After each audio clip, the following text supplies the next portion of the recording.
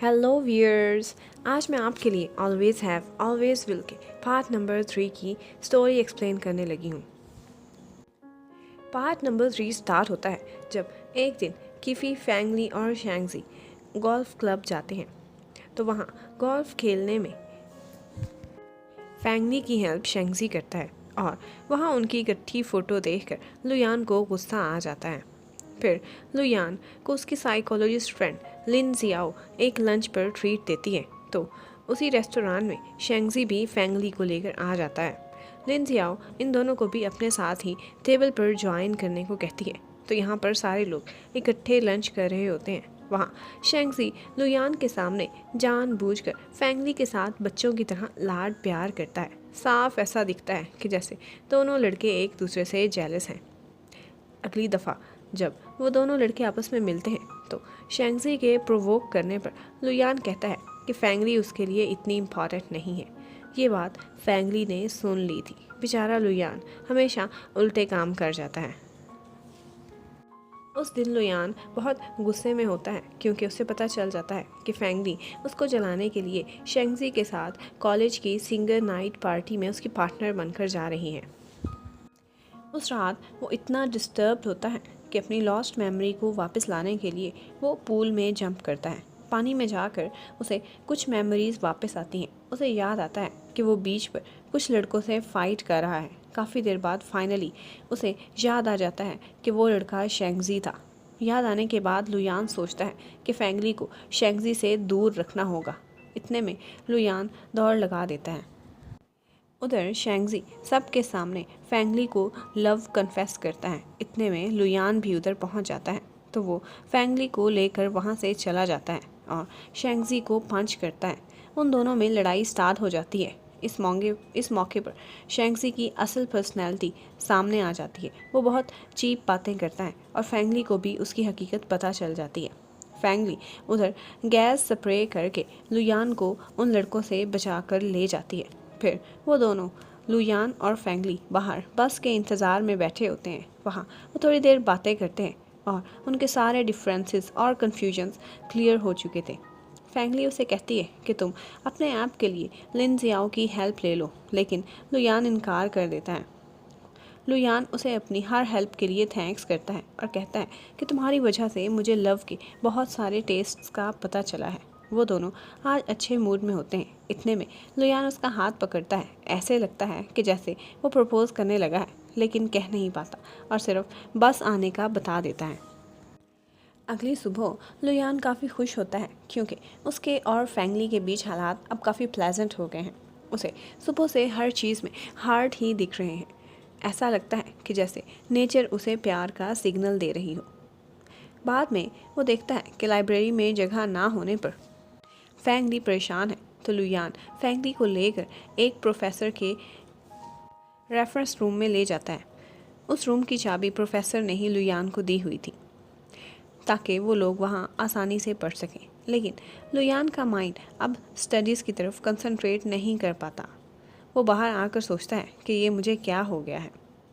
शाम को वापस जाते हुए लुयान फैंगली का हाथ पकड़कर उसे प्रपोज करने ही वाला होता है कि वहाँ शीजू आ जाता है और लुयान को गले लगाकर रोने लगता है। तो फैंगली वहाँ से चली जाती है और शीजू अपने और कीफ़ी के दरमियान रिलेशनशिप को लेकर कुछ परेशान होता है और लुयान से वही बातें शेयर करता है। अगले दिन सुनजिया फैंगली को पढ़ने के लिए उसी रूम में जाते हुए देखती है तो बाहर से लॉक लगा देती है। अब लुयान और फैंगली अंदर लॉक हो चुके थे। लुयान उसे बताता है कि प्रोफेसर ने कल आना है तो अब वही आकर दरवाज़ा खोलेगा। लेकिन फैंगली परेशान होती है क्योंकि कल उसका एग्ज़ाम है। वो दोनों स्टडीज़ के बाद रात को वहीं सो जाते हैं। सुबह फैंगली को लुयान के अपर में से कीज़ मिलती हैं तो वो गुस्सा करती है कि तुमने जानबूझकर कीज़ छुपाई। एक दूसरे से कीज़ छीनते छीनते वो दोनों गिर जाते हैं और उसी टाइम पर प्रोफेसर अंदर आ जाता है और वो उनकी कंप्लेंट करना चाहता है। लेकिन लुयान फैंगली को वहाँ से भगा देता है क्योंकि आज उसका एग्ज़ाम था। लुयान प्रोफेसर को किसी न किसी तरह कन्विंस कर लेता है और वो बदले में उसे अपना बहुत सारा काम कराता है। लुयान को सुनजया पर शक होता है कि उसी ने ही लॉक किया था तो वो उस पर गुस्सा करता है। जवाब में सुंजया फिर से उसे लव कन्फेस करती है। इन दोनों में बहस स्टार्ट हो जाती है। वहाँ फैंगली को दूर से आता देखकर सुंजया लुयान को हक कर लेती है और फैंगली सिर्फ यही देखकर गुस्से में वहाँ से चली जाती है। फिर अगले दिन जब लुयान उसे साथ पढ़ने के लिए बुलाता है तो वो इनकार करके वहाँ से चली जाती है। अगले एग्ज़ाम के दिन फैंगली और उसकी एक रूममेट का एग्ज़ाम मिस हो जाता है क्योंकि सुंजिया ने उन दोनों का अलार्म बंद कर दिया था। फैंगली बहुत परेशान होती है क्योंकि अब उसे स्कॉलरशिप इस सेमेस्टर के लिए नहीं मिल सकेगा। शीजू रात को लुयान को आकर ये सब बताता है और कहता है कि अब फैंगली का कुछ पता नहीं कि वो कहाँ गई है। लुयान को अंदाज़ा हो चुका था कि वो इस टाइम कहाँ गई होगी। वो उसके पास पहुँच जाता है और उसे हक करके उसे तसल्ली देता है क्योंकि वो बहुत स्ट्रेस में गुस्सा करने लगी थी। वो उसे काम करने में कामयाब हो जाता है। उधर सुंजया किफ़ी को बताती है कि शीज़ू ने मेरे कहने पर तुम्हें बताया और अब डंप भी कर देगा। लेकिन शीज़ू कहता है कि मुझे अब सच में तुमसे प्यार हो गया है। लेकिन किफ़ी उसका यकीन नहीं करती और उसके मुंह पर ड्रिंक फेंक कर वहाँ से चली जाती है। जबकि फैंगली उस रात परेशानी के आलम में अपने घर वापस चली जाती है। वहाँ उसकी ग्रैंड माँ उससे नाराज़ होती हैं क्योंकि उन्हें एग्ज़ाम मिस होने का पता चल गया था और उन्हें ऐसा लगता था कि जैसे फैंगली खुद ही लापरवाह हो गई है और कॉलेज में मौज मस्ती में लगी रहती है। उधर लुयान फैंगली के अजीब रवैये से परेशान था तो शीजू उसे बताता है कि उसने सुंजया को तुम्हें हक करते देख लिया था, इसीलिए वो अब छुट्टियों में तुम्हें कोई रिप्लाई नहीं कर रही। फिर हमें दिखाते हैं कि फैंगली छुट्टियों में डिलीवरी का काम करती है। जब वो शाम को घर वापस आती है तो लुयान उसे कॉल करके बताता है कि आज सुपर मून है और उसे विश करने को कहता है। वो ये भी बताता है कि मैंने भी तुम्हें जल्दी देखने की विश की है। तो फैंगली इतने में नीचे आकर देखती है तो लुयान वहाँ आया खड़ा होता है। ऊपर से ग्रैंडमा आने लगती हैं तो फैंगली उसे अपने कमरे में छुपा देती है। फिर वो दोनों वहाँ वाइन में डिप्ड रेड बे बेरीज खा लेते हैं। बाद में लुयान उसे सुंचिया वाली कन्फ्यूजन दूर कर देता है। सुबह सुबह ग्रैंडमा उसके कमरे में आती हैं तो उन दोनों को ऐसे देखकर बहुत मिसअंडरस्टैंडिंग का शिकार हो जाती हैं और ये बात का बोझ बर्दाश्त नहीं कर सकती और बेहोश हो जाती हैं। हॉस्पिटल में फैंगली ग्रैंडमा को समझाती है कि आप गलत समझ रही हैं, हम डेट नहीं कर रहे, लेकिन वो उसकी बात नहीं मानती।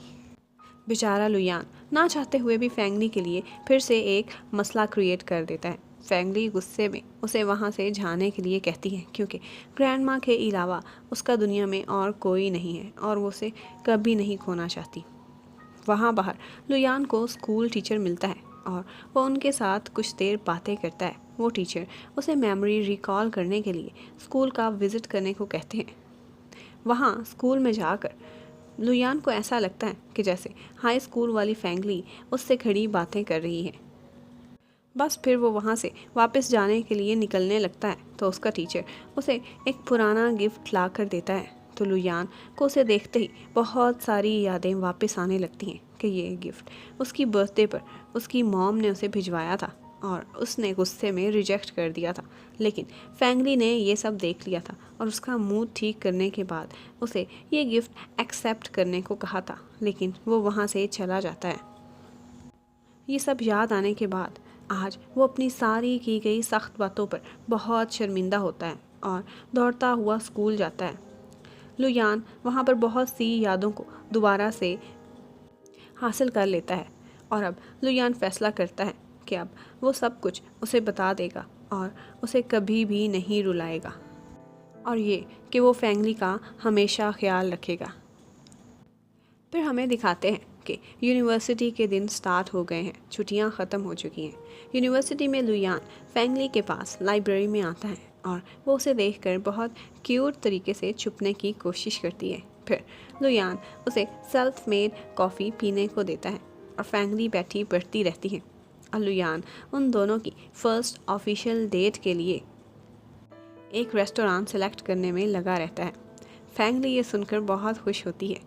फिर उसकी फ्रेंड कीफ़ी उसे कॉल करके बुलाती है तो वो लुयान से जल्दी वापस आने का वादा करके वहाँ से चली जाती है। कीफ़ी उसे बातों बातों में कहती है कि जो कोई भी लुयान जैसे चार्मिंग लड़के की गर्लफ्रेंड बनेगी, सारे कॉलेज की लड़कियाँ उसकी दुश्मन बन जाएंगी। ये बात फैंगली के दिमाग में बैठ जाती है।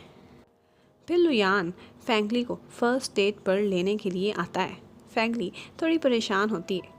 वो लुयान से कहती है कि अभी हम अपनी डेटिंग को सीक्रेट रखेंगे। लुयान ऐसा नहीं चाहता था, लेकिन वो एक परफेक्ट गाय की तरह उसकी ये बात भी मान जाता है। फिर वो दोनों रेस्टोरेंट जाते हैं। वो रेस्टोरेंट बहुत एक्सपेंसिव होता है, तो फैंगली हेजिटेट करती है, लेकिन लुयान उसे कहता है कि नहीं, हम अपनी शादी की एनिवर्सरी भी यही मनाने आया करेंगे। तो फैंगली शर्मा कर वॉशरूम चली जाती है। इतने में उन दोनों का पीछा करते करते सुंजया भी वहाँ पहुँच जाती है, लेकिन उसे फैंगली वहाँ नज़र नहीं आती, लेकिन उसे शक ज़रूर होता है। तो वो उसे तंग करने के लिए प्लान करती है कि कॉलेज में उन दोनों की डेटिंग की खबर फैला दे, ताकि लड़कियां फैंगली को अच्छी तरह सताएं। बाद में लुयान कॉलेज के एक ओकेजन के लिए फॉर्मल ड्रेस की शॉपिंग करने के लिए फैंगली को भी अपने साथ लाता है। वो दोनों एक साथ बहुत अच्छे और खुश लगते हैं। फैंगली ड्रेस चूज़ करने में उसकी हेल्प करती है और बाद में टाई लगाने में भी उसकी मदद करती है। अगले दिन कॉलेज में लुयान की ऐप से रिलेटेड प्रेजेंटेशन होती है।